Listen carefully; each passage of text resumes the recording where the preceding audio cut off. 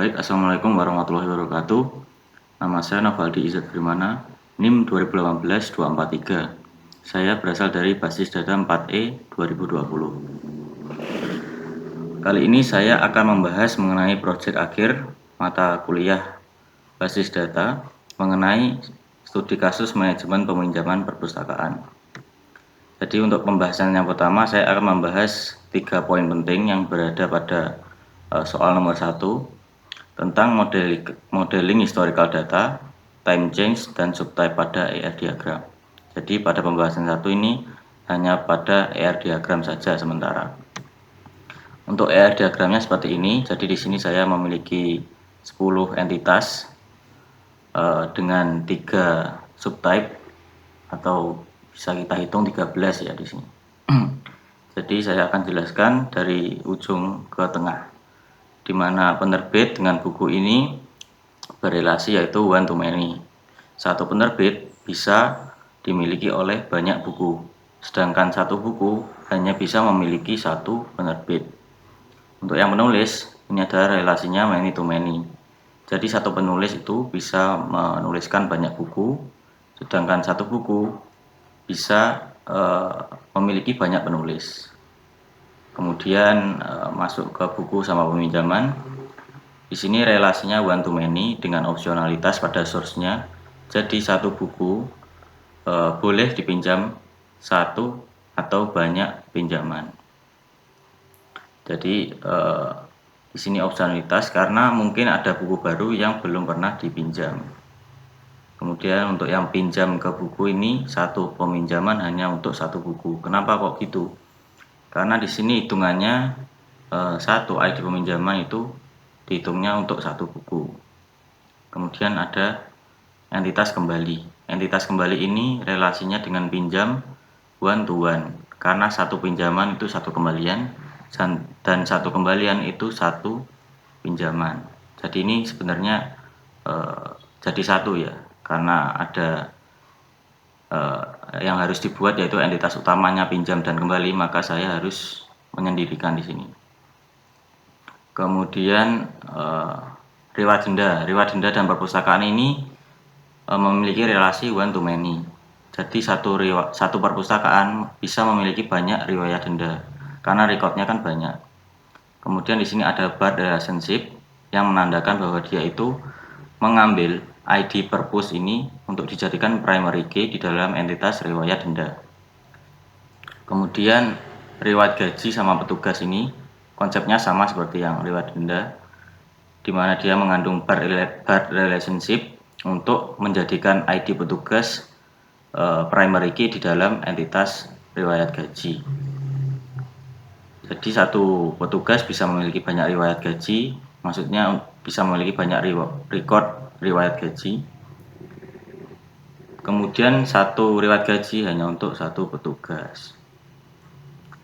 Kemudian ada pengunjung ini dibedakan menjadi mahasiswa, siswa, dan umum. Jadi supertype-nya pengunjung, subtype-nya mahasiswa, siswa, sama umum maksud saya tadi. Dan ini semua terhubung dengan pinjam. Jadi relasinya one to many. Satu pengunjung ini source-nya opsionalitas, jadi bacanya satu pengunjung boleh pinjam minimal tidak pinjam dan maksimal banyak pinjaman karena source-nya opsional di sini. Begitu pula dengan petugas, satu petugas minimal tidak melayani pinjaman karena mungkin dia itu baru bertugas, sedangkan yang lain sudah bertugas kan berbeda. Jadi di sini saya pakai opsionalitas untuk source-nya. Kemudian perpus juga, satu perpus bisa melayani minimal 0 pinjaman dan banyak pinjaman. Kenapa saya pakai opsionalitas? Karena bisa dimungkinkan bahwa perpus itu baru buka ya. Jadi belum ada pinjamannya. Jadi saya buat source-nya ini opsionalitas. Optionality Mas ya. Yang ini sudah saya jelaskan. Lanjut ke pembahasan selanjutnya, modeling historical data.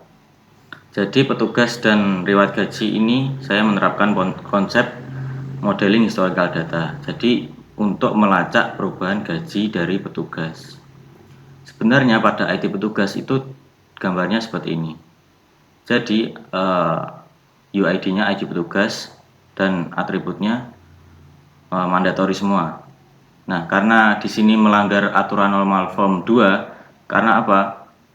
Kan di aturan normal form 2 itu satu atribut non UID harus bergantung pada semua atribut non UID-nya dalam satu entitas.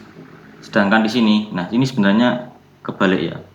Kalau yang gambar yang lama, soalnya ini saya pakai gambar yang lama, yang gambar baru itu seperti ini ya. Berarti gaji per bulan itu di atasnya, tanggal mulai gaji itu di bawahnya.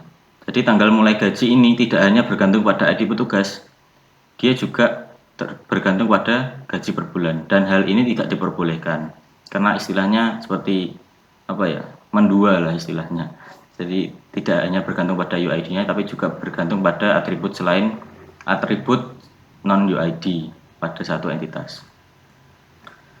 Nah, ini perlu dilakukan diberi body relationship karena riwayat gaji ini membutuhkan ID petugasnya. Selain itu digunakan untuk menghindari duplikasi data. Jadi akan saya jelaskan di slide selanjutnya. Ini.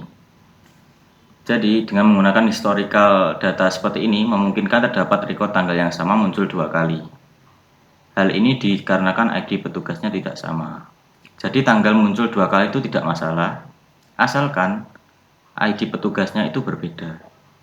Jadi seperti ini. Misalkan ID petugasnya 001 1 Januari 2016 dan sampai sekarang gajinya tetap 6 juta. Kemudian ada lagi ID petugas 002 tanggal mulanya 1 Januari 2016 dan itu diperbolehkan karena apa? Beda orang.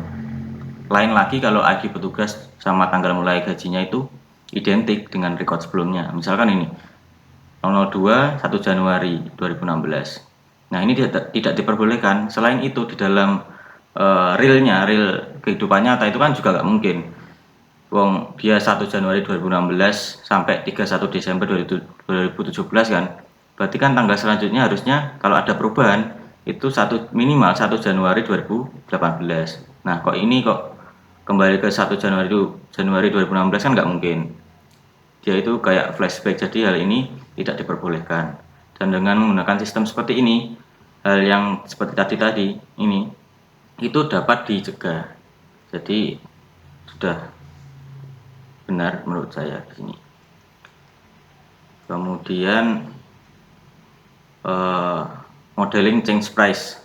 Di dalam modeling change price ini prinsipnya sama seperti historical tadi. Jadi dia itu merecord data perubahan pada riwayat denda.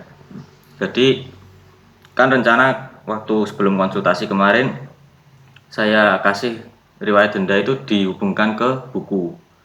Nah, menurut ketika konsultasi kemarin Pak Brian kan menyarankan agar dihapus saja karena kan kalau dihubungkan dengan buku nanti kan banyak buku itu kan dendanya beda-beda, sedangkan di perpus itu kan umumnya ya kan, karena umumnya satu perpus itu dendanya semua buku itu sama, jadi saya hubungkan saja ke perpustakaan, jadi semua buku itu saya samaratakan dendanya di sini.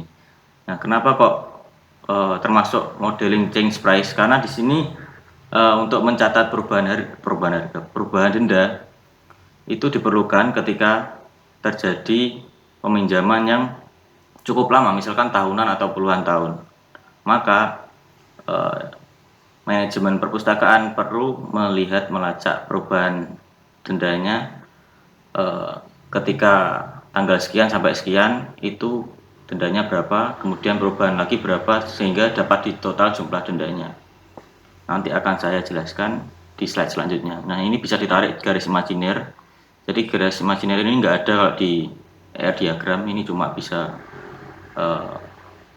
untuk menarik sebuah informasi yang berguna untuk pengolahan data yang ada di entitas ini. Nah, saya jelaskan di sini. Dengan menggunakan tracking price change seperti ini memungkinkan terdapat record tanggal yang sama muncul 2 kali. Nah, ini sebenarnya konsepnya sama kayak tadi. 001 1 Januari 2016, 002 1 Januari 2016. Ini kan sama tanggalnya, tapi ID perpusnya berbeda. Itu nggak apa-apa. Kalau yang ini kan nggak boleh karena identik. Nah, ini berguna ketika misalkan ya, dia itu pinjam 1 Januari 2010 dikembalikan 1 Januari 2020. Nah, itu kan sudah pinjam selama 10 tahun kan ya. Nah, ini pihak manajemen perpus bisa menentukan bagaimana sistem dendanya itu. Misalkan ya, keterlambatan kan kalau pinjamnya 1 Januari 2010, maksimalnya biasanya kan 2 minggu kan ya. Berarti kan maksimal 14 Januari 2010. Jadi bisa digunakan ketika misalkan tanggal 15 sampai 31 Desember 2013 itu pakai denda yang 200.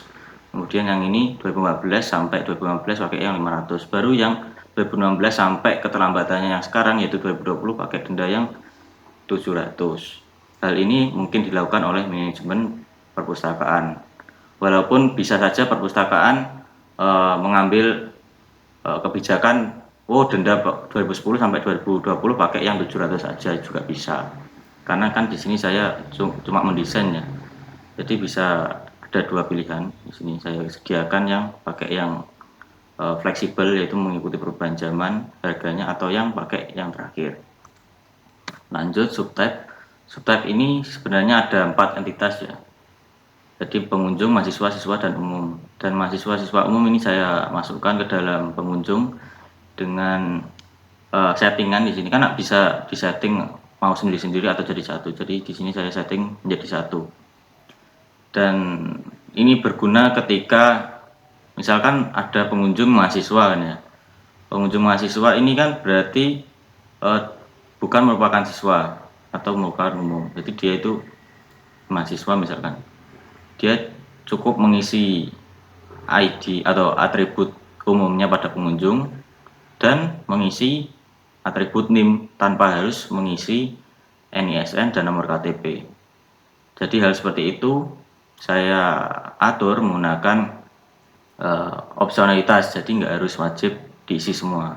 Jadi misalkan dia itu mahasiswa, ya cukup mengisikan ini, kemudian NIM, nggak perlu mengisi NISN atau nomor KTP.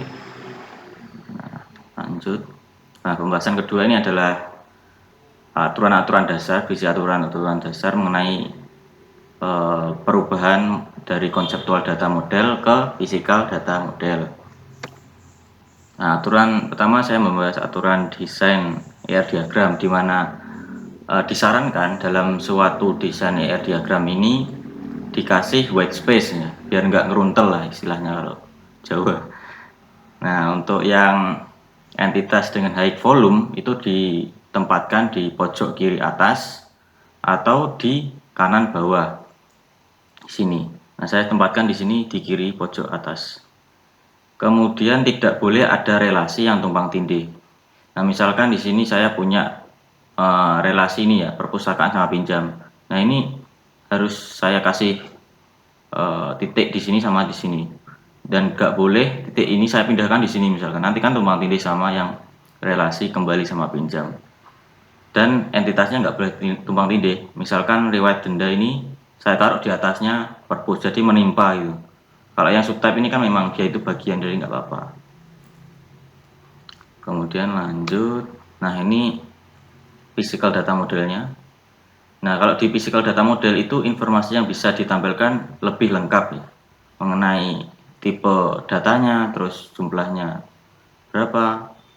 Dan kalau yang di sini tadi tanda UID yaitu pagar ini, kalau di sini bisa lebih spesifik. Jadi kalau P itu primary, kalau F itu foreign key, kalau PF itu bisa primary key dan foreign key. Kemudian di sini juga ada informasi. Nah, ini nggak semua ya saya tampilkan lengkap, cuma yang riwayat denda ini. Kalau saya tampilkan lengkap semua nanti gambarnya malah kecil, nggak bisa kebaca teksnya kekecilan. Nah, kalau yang di riwayat denda ini ya, misalkan kalau yang kunci warna abu-abu ini itu menandakan bahwa dia itu berisikan foreign key. Foreign key-nya apa? Yaitu foreign key-nya ID perpus dan tanggal mulai. Nah, ini kan primary key dan primary foreign key-nya kan diambil dari yang ini. Berarti dia itu ada 2 primary key. Sedangkan foreign key-nya cuma ID perpus-nya. Di sini ID perpus saja. Karena kan selain dia itu menjadi foreign key, ID perpus ini juga sebagai primary key, karena kan ada bar relationship-nya seperti yang di sini. Nah, kemudian untuk yang subtype itu kalau di physical bentuknya seperti ini, walaupun kalau di ER diagramnya dijadikan satu tabel ya, satu entitas di sini. Nanti ditampilkannya di sini seperti ini. Kemudian lanjut, nah ini aturan dasar mappingnya yang saya bahas selanjutnya adalah kalau di entitas di dalam ER diagram kita boleh menuliskan ID terus spasi petugas. Nah, ketika kita sudah menuliskan seperti ini, maka secara otomatis di dalam physicalnya karakter spasi ini akan digantikan dengan karakter underscore. Nah, kemudian tanda UID-nya ini, nah pagar ini akan lebih spesifik ya, dibedakan di dalam physicalnya, nanti ada P, ada F, ada PF. Kemudian di sini ada tambahan lagi seperti yang saya jelaskan tadi, ada kunci abu-abu sama kunci kuning. Abu-abu primary dan kuning untuk foreign key. Lanjut, untuk yang ini adalah peraturan untuk short name ya. Nah kan kalau dia itu mengandung foreign key dari entitas lain, misalkan ini foreign key-nya kan ada ID purpose. ID purpose kan dari entitas lain ini, di luar riwayat denda. Jadi nanti namanya kolomnya kalau ditampilkan di dalam SQL Oracle XE itu ya, nanti tampilnya perpustakaan underscore ID purpose, dan ini tidak diperbolehkan karena apa? Kolom itu cuma maksimal 20 karakter. Kalau lebih dari itu nanti akan terjadi masalah. Nah, caranya gimana? Yaitu dengan mengatur di bagian entitas yang dia turunkan. Misalkan ini riwayat denda. Jadi di entitas ID purpose atau perpustakaan entitasnya itu, kita kasih short name, misalkan PPN. Nah, ini nanti berubahnya seperti ini, PPN underscore ID underscore purpose. Nah, aturan penamaannya itu kalau satu kata memiliki banyak suku kata, itu diambil dari suku kata pertama, yaitu huruf pertama, kemudian suku kata kedua itu huruf pertama, dan yang terakhir adalah huruf terakhir dari satu kata tersebut. Jadi P, P, N. Untuk yang dua suku kata, misalkan dua kata, misalkan riwayat denda sama denda. Nah, itu diambil dari huruf pertama dari kata pertama, yaitu R, dan huruf pertama dari kata kedua serta huruf terakhir dari kata kedua. Jadi RDA nanti. Bagaimana kalau satu kata satu kata dan satu suku kata. Misalkan kayak klien gitu ya kan, klien kan cuma satu suku kata, itu berarti huruf pertama sama huruf terakhir, berarti nanti disingkatnya CT kayak kalau klien nanti. Nah, berhubung di sini saya mengalami masalah ya, kendala. Sebenarnya saya sudah atur short name di sini PPN misalkan, tapi di physicalnya nanti tulisannya itu nggak muncul PPN-nya. Jadi tetap perpustakaan gitu tulisannya. Nah, untuk mengakali biar bisa ditampilkan di SQL-nya di Oracle nanti, nah ini saya hapus secara manual aja di sini. Jadi saya tulis cuma ID purpose, jadi nama atributnya saja karena kan alamatnya udah di sini. Tapi kurang lebih kan konsepnya seperti itu yang short name. Nah, berhubung saya masih terkendala belum menemukan caranya, jadi saya buat manual saja di sini. Lanjut. Nah, ini untuk proses convertingnya ya, atau perubahannya itu entitas menjadi tabel, instance atau barisnya itu menjadi row.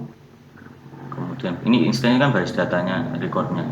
Atributnya itu menjadi kolom, primary key UID, secondary UID itu menjadi primary key sama unique key. Kemudian relationnya ini bisa dilihat ketika dia itu mengandung foreign key. Ketika dia itu suatu entitas mengandung foreign key, berarti dia itu berrelasi dengan entitas yang lain.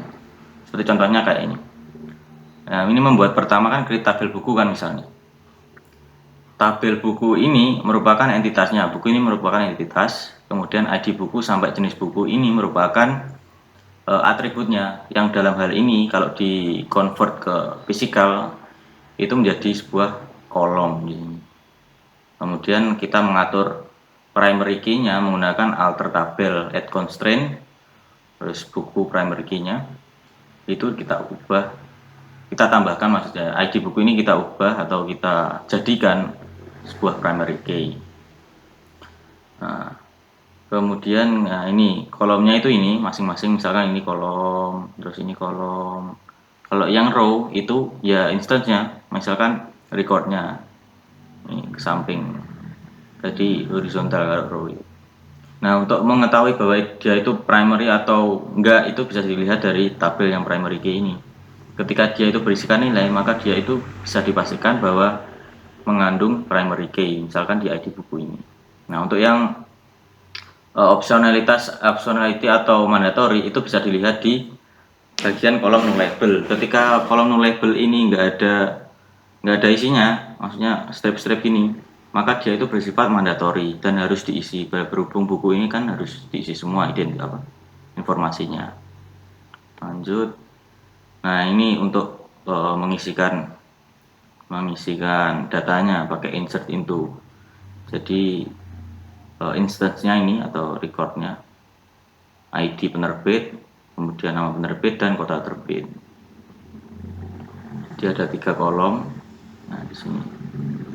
Oh ya, untuk yang ini kan saya cuma menjelaskan yang foreign key ya. Nanti yang maksudnya yang menjelaskan yang primary key. Kalau yang foreign key nanti saya jelaskan di bagian implementasi. Soalnya kan kalau foreign key kan udah menyangkut relasi dengan atribut tabel lain ya. Lanjut ke pembahasan ketiga, ini implementasi dari mapping ER diagram atau konseptual ke fisikal. Untuk yang pertama buku dan penerbit, entitas buku dan penerbit. Jadi di sini relasinya one to many. Untuk yang pertama saya ini buat penerbit dulu, entitas penerbit. Nah, dengan ID penerbit, nama penerbit, kota penerbit. Terus di sini saya set primary key-nya saja. Karena apa? Di entitas penerbit ini kan nggak mengandung foreign key kan ya. Jadi saya buat di awal.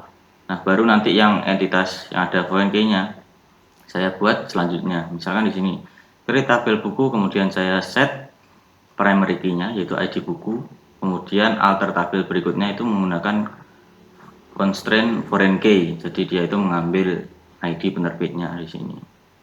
Nah, kalau udah ada foreign key-nya, berarti dia bisa dipastikan berelasi dengan ini entitas lain. Nah, ini kan ada referensinya kan, jadi referensi foreign key-nya dari tabel atau entitas penerbit dan atributnya ID penerbit seperti itu. Kemudian mengisi recordnya atau instance-nya begini, pakai yang insert into kayak yang tadi. Kemudian dibuat semua. Jadi buatnya itu kalau bisa yang dari ujung ke ujung ya. Ngisinya apa? Data itu kan di penerbit ini kan di paling ujung mana tadi ya ini. Jadi isi dulu penerbitnya, maksudnya ya informasi penerbit itu disediakan dulu gitu loh.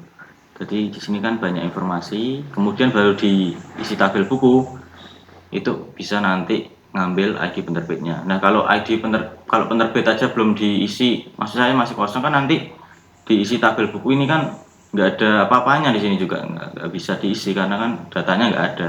Jadi diisi penerbit dulu baru ke buku. Nah, recordnya seperti ini, ID buku, judul buku, jenis buku, sama ID penerbit. Nah, ini kan saya saya hapus tadi sumbernya. Misalkan kalau yang tadi saya pertahankan, ada nanti tulisan di sini penerbit _ID _ID penerbit.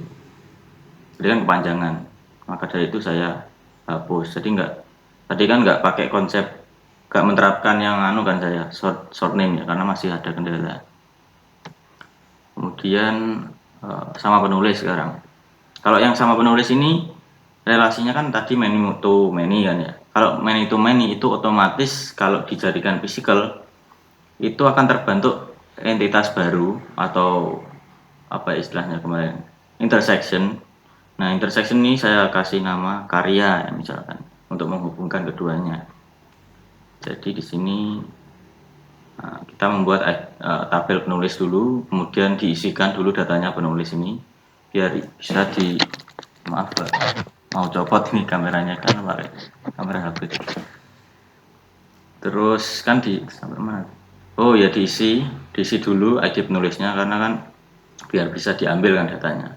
Kemudian buat tabel karya, karena kan otomatis tadi kalau dibuat ke SQL nanti kan buat sendiri kan, create tabel karya dulu, baru nanti tabel karya ini ditambah constraint primary key dari keduanya. Jadi kan diambil dari buku, ID buku sama penulis, jadikan satu di dalam karya ini, karena kan ini mengandung primary foreign key dan primary foreign key dari dua entitas ini. Nah, diatur dulu primary key-nya dan foreign key-nya di sini. Selanjutnya, nah ini kan isi tabel bukunya tadi kan sudah saya buat seperti ini kan, kemudian penulisnya juga sudah jadi. Nah, informasi yang bisa didapat dari tabel intersection ini ya, entitas intersection ini, yaitu ID buku sekian dengan ID penulis sekian, jadi gabungannya di tabel karya ini. Lanjut perpustakaan sama riwayat denda. Perpustakaan riwayat denda ini kan menerapkan price change ya. Kok price change? Oh iya benar, price change. Nah ini buat dulu tabel perpustakaannya, kemudian set primary key-nya, terus kemudian diisi dulu datanya perpus di sini. Soalnya kan nanti riwayat denda kan manut ID, manut perpusnya kan. Kalau perpus nggak diisi kan dia bingung riwayat dendanya punyanya yang mana ini. Jadi diisi dulu yang tabel perpus ini. Nah ini untuk mempersingkat pengerjaan saya cuma pakai satu record ya di sini. Nah, kemudian baru buat yang riwayat denda. Nah, di riwayat denda ini kita atur juga, kan tadi di sini juga diatur yang primary key-nya, punyanya perpus kan ID perpus. Jadi di sini juga diatur tanggal mulai, kemudian ID perpus ini. Oh iya, sudah saya jelaskan ya, yang tidak boleh duplikasi tadi di sini. Maka dari itu yang tanggal mulai ini dibuat primary key, buat ini juga dibuat primary key. Kemudian ditambahkan foreign key-nya mana? Foreign key-nya ada di kunci kuning ini. Kunci kuning kan foreign key-nya ID purpose ya, di sini ID purpose. Saya tambahkan aja di sini add constraint-nya foreign key ID purpose. Referensinya dari tabel atau entitas perpustakaan. Nah, kemudian tinggal isi aja di bagian riwayat denda itu tanggal sekian sampai tanggal sekian, dendanya misalkan 500. ID purpose-nya 1. Kemudian ini juga tanggal akhirnya berarti dia itu belum berubah ya, dendanya sampai sekarang kan masih 750, miliknya ID purpose 1. Lanjut apa ini, petugas riwayat gaji. Nah ini pakai yang historical tadi untuk melacak perubahan gajinya, gaji dari petugasnya. Buat tabel petugas dulu, kemudian diisi tugasnya, misalkan ini ada 2 saya buat ini. Di entitas petugasnya cuma primary key saja ya, jadi primary key dari ID underscore petugas. Jadi buat ini recordnya atau instance-nya, kemudian baru dibuat tabel riwayat gaji yang berisikan primary key dari tanggal awal dan ID petugas, karena kan pakai bar relation ya di sini kan. Berarti primary key-nya ada ID petugas juga, sama kayak yang riwayat denda ini. Jadi dia primary key-nya juga ada ID purpose, jadi 2 ini primary key-nya, tanggal mulai sama ID purpose. Nah tadi, oh ini. Kemudian kan dibuat riwayat gaji, di set primary key-nya sama foreign key-nya. Kemudian isikan aja di riwayat gaji itu kayak yang tadi, sama kan konsepnya. Tanggal awal, tanggal akhir, gaji per bulannya sekian, ID petugasnya sekian. Tanggal awal sekian, tanggal akhirnya nggak ada, berarti dia masih sampai sekarang gajinya tetap 5.500.000 dengan ID petugasnya sama, itu 1. Kemudian pengunjung mahasiswa siswa umum, pengunjung mahasiswa siswa umum ya, ini menggunakan subtype ya. Jadi kalau membuat subtype itu sebenarnya pertama membuat entitas sendiri ya. Kemudian baru di set menggunakan supertype atau diatur sumbernya dari mana. Meskipun menggunakan subtype, entitas mahasiswa siswa umum harus dibuat sendiri-sendiri terlebih dahulu. Nah, lanjut. Nah, untuk membuat seperti ini, buat dulu entitas supertype-nya Mas ya. Supertype-nya dulu ya, dibuat tabel pengunjung ya. Tabel pengunjung ini dibuat atributnya, kemudian dialter tabel pengunjung. Nah, ini tambahkan constraint yang bisa memuat bahwa dia itu dalam kategori apa. Misalkan mahasiswa, siswa atau umum. Jadi di sini belum spesifik ya, belum mengisikan NIM ya di sini ya. NIM terus NISN sama nomor KTP belum diisikan di sini. Jadi misalkan ID pengunjungnya sekian, nama pengunjungnya siapa, alamatnya pengunjungnya siapa, teleponnya nomornya berapa. Nah, di sini ada tambahan pengunjung tipe. Nah, pengunjung tipenya ini nanti diisi mahasiswa, siswa atau umum. Jadi belum diisi NIM-nya ya, belum diisi NIM atau belum diisi NIM, NISN atau nomor KTP-nya. Baru lanjut.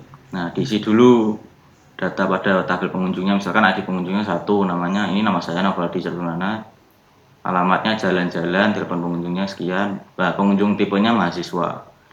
Nah, baru buat tabel mahasiswa. Nah, tabel mahasiswa ini kita set primary key-nya ID pengunjung.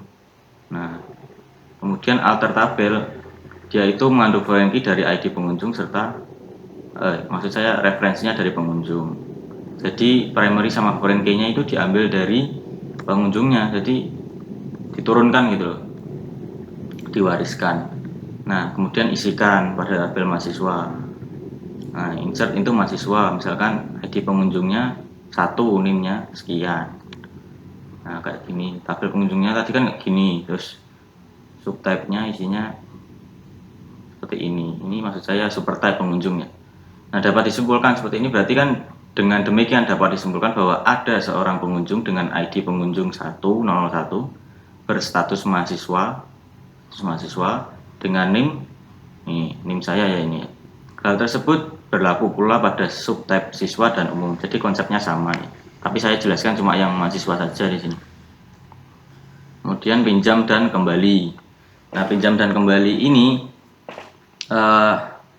kan pinjam ini kan memuat dari banyak entitas ini, menghubungkan banyak entitas. Nah, karena yang data-datanya tadi di dalam buku, pengunjung, petugas sama perpus kan sudah terbuat, maka ya saya pakai data yang itu aja nanti.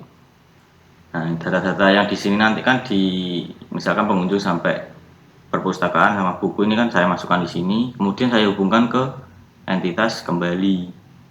Nah, seperti yang telah diketahui, entitas pinjam merupakan head volume ya, ditaruh di kiri pojok atasnya, menghubungkan semua entitas yang ada di R diagram yang terhubung. Jadi ini kayak terintegrasi ya. Nah, dengan demikian entitas pinjam ini nantinya akan memiliki paling banyak atribut atau kolom dari foreign key yang ada di entitas-entitas lain. Jadi akan mengandung entitas pinjam ini akan mengandung ID pengunjung, ID petugas, ID perpus, tanggal mulai, ini enggak ya, yang cuma yang ini ID perpus, terus kemudian ID buku. Untuk membangun data di dalam entitas pinjam, maka kali ini saya akan menggunakan data-data dari seluruh entitas yang sudah saya bahas sebelumnya. Jadi data-data yang tadi sudah saya jelaskan satu persatu kan, karena saya ini menjelaskannya perrelasian ya, bukan per entitas. Jadi data-data yang tadi itu saya masukkan ke dalam entitas pinjam, contohnya kayak gini. Nah, ini membuat tabel dulu, tabel pinjam, ID pinjam, tanggal pinjam, ID petugas, ID buku, ID perpus, ID pengunjung. Nah, ini kan semua merupakan turunan kan dari entitas lain ini, ID petugas sampai ID pengunjung. Kan cuma ID pinjam sama tanggal pinjam yang ada di kursornya. Nah, ini di entitas pinjam ini kan cuma 2. Nah, kalau di sini kan dibuat banyak karena kan mengandung foreign key dari entitas lain. Nah, kita alter tabel, kita set primary key-nya yaitu ID pinjam. Kemudian alter tabel pinjamnya ini yang foreign key kita atur ID buku, ID pengunjung, ID perpus, ID petugas. Nah, kenapa kok di sini nggak saya kasih bar relationship ya di sini di masing-masing yang many ini? Karena apa? Karena kan setiap peminjaman itu kan ID-nya kan beda. Jadi nggak mungkin dia itu sama setiap recordnya. Setiap peminjaman meskipun orangnya sama kan ID pinjam kan selalu berubah kalau dia pinjam lagi. Jadi kan lebih banyak kemungkinan besar itu kan tidak mungkin kan ya duplikat, karena setiap peminjaman kan ID pinjamnya kan berubah. Nah, ini dibuat semua yang foreign key-nya dari ID buku, pengunjung, perpus sama petugas. Nah, ini isikan pada tabel pinjam. Nah, tabel pinjam tadi kan udah terbentuk nih, ID pinjam, tanggal pinjam, ID petugas, ID buku, perpus, sama ID pengunjung. Nah, diisikan semua.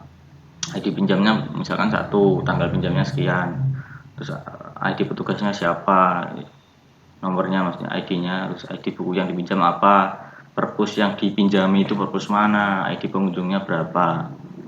Kemudian baru kita buat tabel kembali dan set foreign key-nya. Jadi di sini ada create tabel kembali. Nah di sini nggak ada primary key-nya ya di sini. Nggak ada, maksudnya nggak ada primary key-nya. Kalau ada primary key-nya nanti kan bingung kan ya.